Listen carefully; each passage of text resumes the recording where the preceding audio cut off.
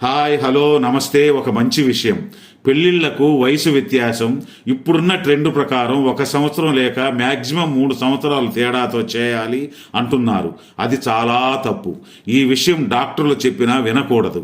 ఎందుకంటే కనీసం 8 సంవత్సరాల నుండి 10 సంవత్సరాల తేడా ఉంటేనే వారి జీవితాలు వయసు పెరిగి ముసలివాళ్ళు అయినప్పుడు భర్తకు సేవలు చేసేదానికి భార్యకు ఓపిక ఉంటుంది.